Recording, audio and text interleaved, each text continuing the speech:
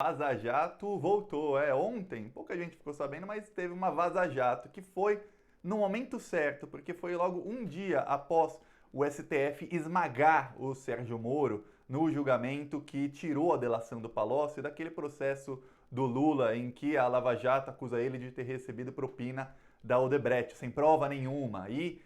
O Sérgio Moro usou aquele processo para colocar a delação do Palocci como pública 5 dias antes da eleição, do primeiro turno da eleição de 2018. E aquilo fez um escândalo quando o Sérgio Moro tornou pública aquela delação do Palocci, porque, olha só, aquilo rendeu 9 minutos no Jornal Nacional de denúncias contra Lula, contra o PT, usando a delação do Palocci, falando inclusive que pessoas ligadas à campanha do Haddad estavam envolvidas. Imagina isso antes do primeiro turno da eleição. Imagina, ou lembra disso se você tem uma memória boa.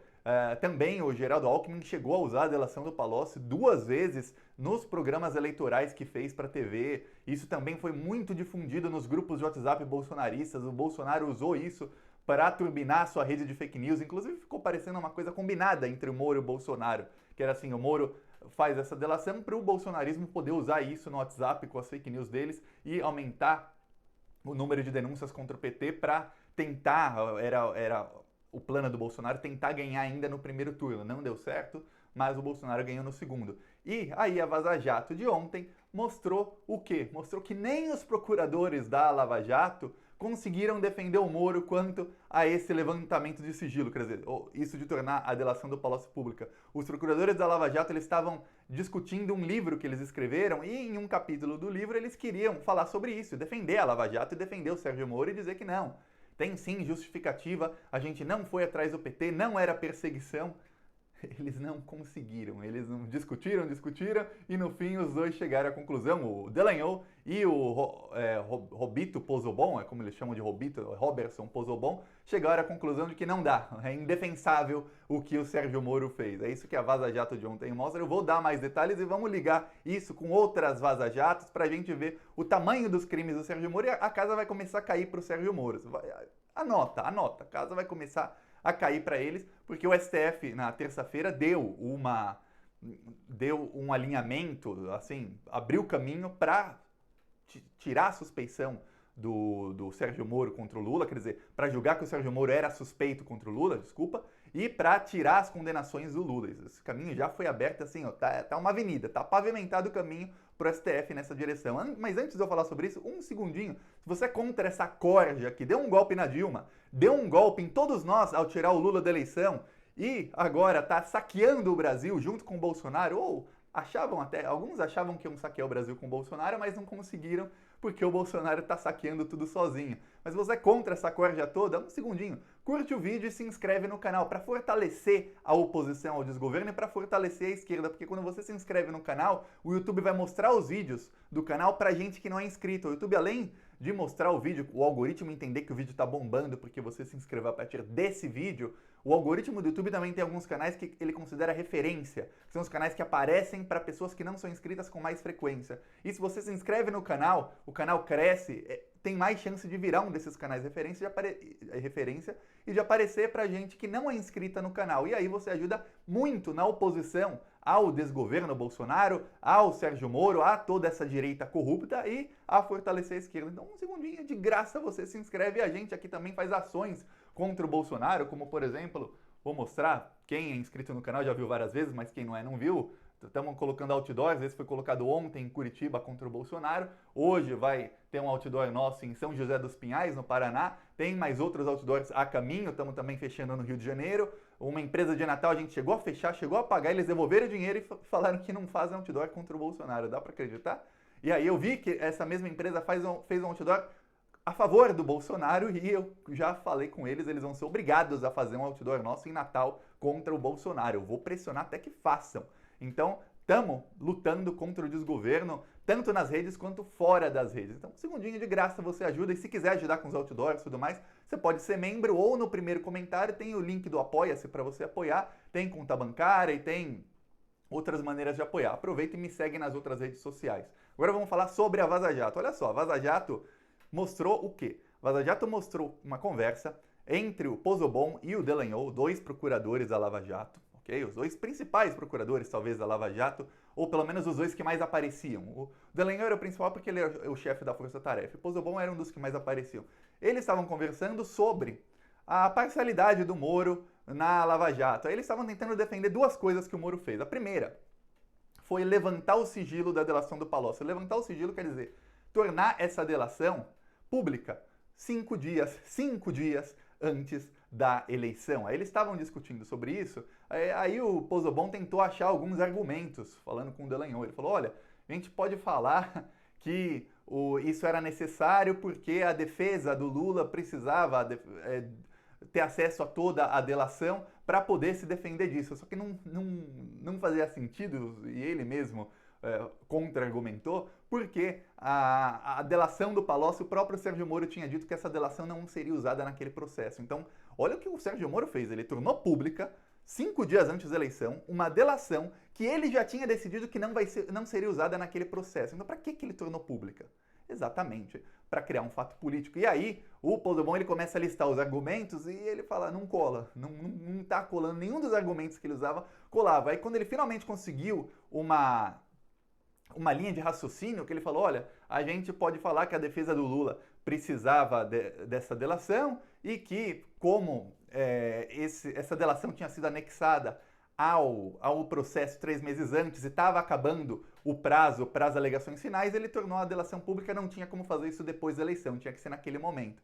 Só que aí o próprio Pozzobon fala, pô, mas tem um problema, é a segunda parte da parcialidade do Moro. Tem um problema, um problemão, que é o Sérgio Moro divulgou ilegalmente grampos do Lula com a Dilma, aquele grampo ilegal que foi o grampo que, aí não é palavra minha, são palavras do Michel Temer, foram os grampos que consolidaram o golpe. O Temer falou isso quando ele foi no Roda Viva da TV Cultura, o próprio Temer usou a palavra golpe. O Temer perdeu completamente, agora que ele não é mais presidente, ele já se aposentou da política, olha, agora que ele não precisa mais de nada, ele já está falando tudo abertamente. Aí no Roda Viva o próprio Michel Temer falou, olha, foi sim, aquele áudio ali, o golpe foi formado. E ele chamou de golpe, ele não fala mais impeachment, ele fala golpe mesmo, porque foi golpe.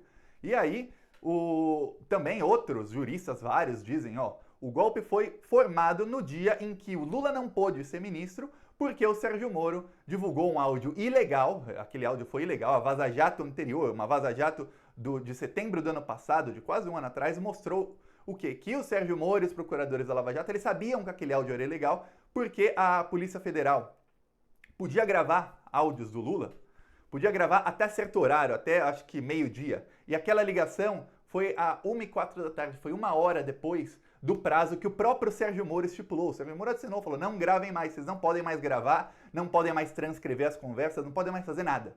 Acabou. Mesmo assim, eles continuaram escutaram essa ligação, enviaram para os procuradores a transcrição, ilegalmente, tudo isso ilegal. Não podiam ter escutado, não podiam ter feito a transcrição, não podiam ter enviado para os procuradores, aí é um crime gravíssimo de quebra de privacidade, de quebra de sigilo, e muito menos o Sérgio Moro, os procuradores poderiam falar para o Moro, e muito menos o Sérgio Moro podia ter anexado isso aos autos, quer dizer, anexado isso no processo e levantado o sigilo, ou seja, tornado isso público. Jamais, jamais.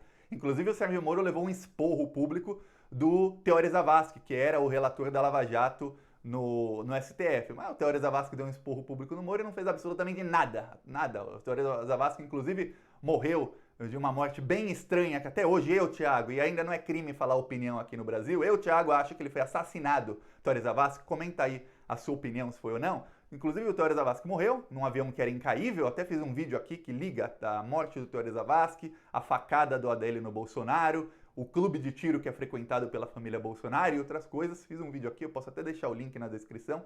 E mostrando que a morte do Zavascki foi bem estranha. E ele levou um esporro público por isso, só que quando os procuradores da Lava Jato, na Vaza Jato, nessa última Vaza Jato, estavam discutindo sobre isso, eles falaram, pô, peraí, a gente até consegue tentar justificar o Sérgio Moro ter colocado, antes da eleição, essa delação do Palocci como pública. Mas aí, se ligar ao fato de que ele também tornou pública as conversas do Lula ilegalmente, aí fica muito, mas muito difícil de defender o Sérgio Moro. Conclusão, eles escreveram um livro sobre, se chama Lava Jato e Mãos Limpas. Mãos Limpas é uma operação parecida com a Lava Jato que teve na Itália. que inclusive foi a operação que a Lava Jato se baseou nessa operação. E o que acontece? Nesse livro, eles não defenderam o Sérgio Moro. Essa parte não está no livro. Eles não conseguiram. Eles conversaram, conversaram, conversaram e no fim, ó, vamos ignorar. Melhor a gente não falar do assunto, porque, como disse o próprio Robertson Pozzobon na conversa com Dallagnol, ele falou, olha, nesse caso é aquele caso que a cura pode ser pior do que a doença, então é melhor talvez a gente não falar mais nada. Então eles chegaram à conclusão de que o Moro é indefensável. E a Vaza Jato mostra também o quê? Mostra que apesar do Dallagnol e do Pozzobon, e Dallagnol que, olha, meu Deus do céu, se em todos os casais uma pessoa amasse a outra da maneira como o Dallagnol ama o Sérgio Moro, eu acho que não haveria divórcios no Brasil, porque o Dallagnol, assim, ele ama de paixão o Sérgio Moro e mesmo assim o Dallagnol não conseguiu defender o Sérgio Moro nesse caso. Mas o Fachin, aquele o Fachin é nosso, no processo, na votação de terça-feira, ele votou a favor do Sérgio Moro e o Fachin falou no voto dele, ele falou, olha, não é possível provar que o Moro foi parcial.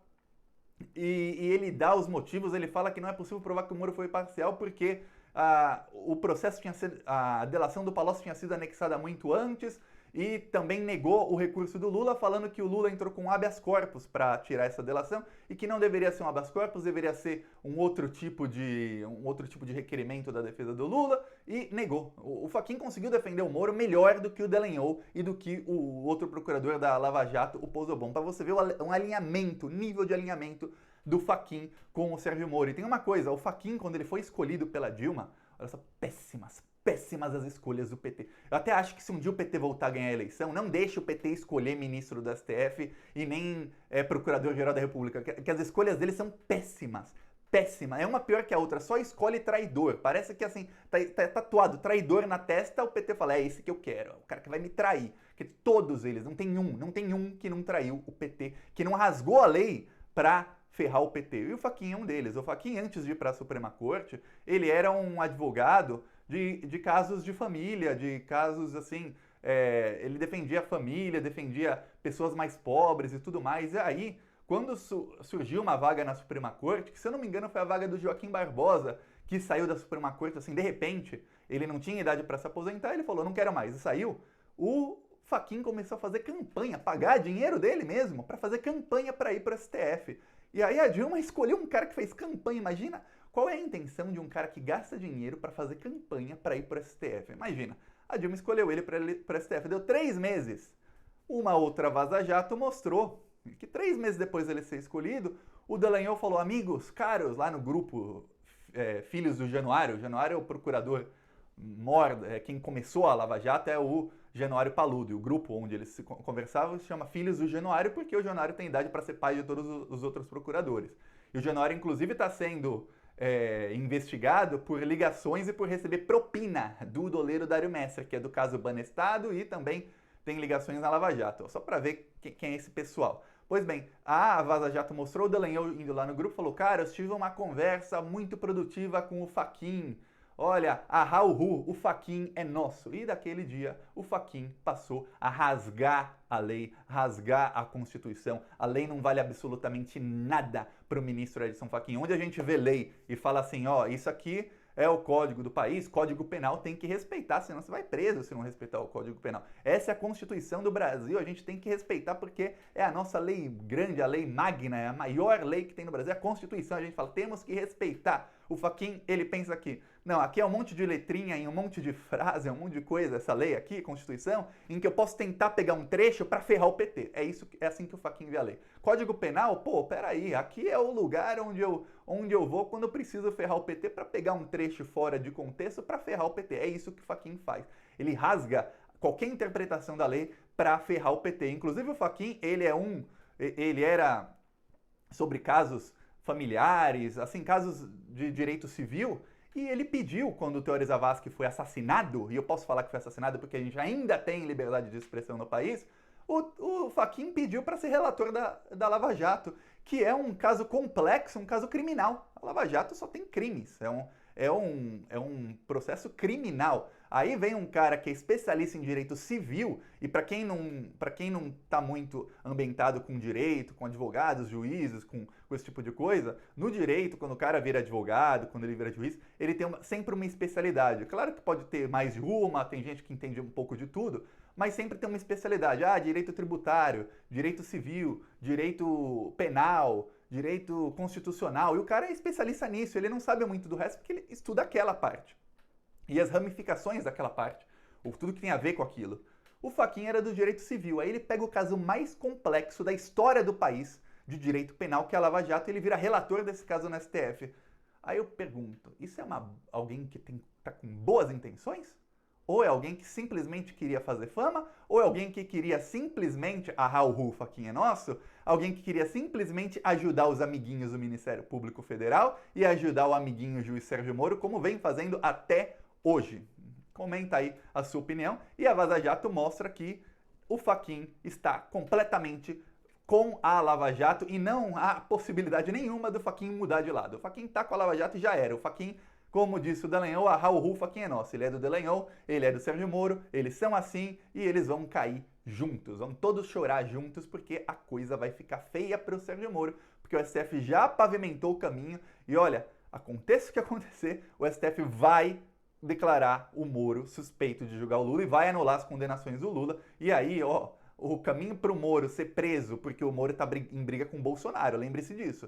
O caminho para o Moro ser preso pelo governo autoritário do Bolsonaro também está aberto da mesma maneira em que está aberto o caminho para o Lula ser candidato em 2022. E não pense você que o Bolsonaro não quer o Lula candidato em 2022. O Bolsonaro precisa de um inimigo na esquerda. E o inimigo que o Bolsonaro precisa é o Lula.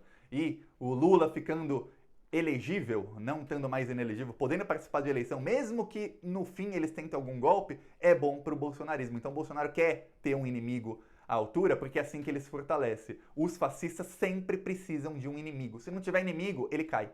Então eu vou analisar isso em vídeos mais para frente, aí muita gente que deve estar confusa vai começar a entender. Inclusive os apoiadores do Sérgio Moro estão com muito medo disso, de que o Bolsonaro coloca um ministro no STF em novembro para ajudar o Lula e para ferrar ainda mais o Moro. Porque quem está ameaçando o Bolsonaro na direita e ameaçando tirar o eleitorado do Bolsonaro não é o Lula. O pessoal que vota no Bolsonaro não vai votar nunca no Lula. É o Sérgio Moro. Quem está ameaçando os votos do Bolsonaro, batendo de frente, é o Moro. Então, olha só. Agora, gostou do vídeo? Curte, compartilha e se inscreve no canal e vamos para cima deles. Falou!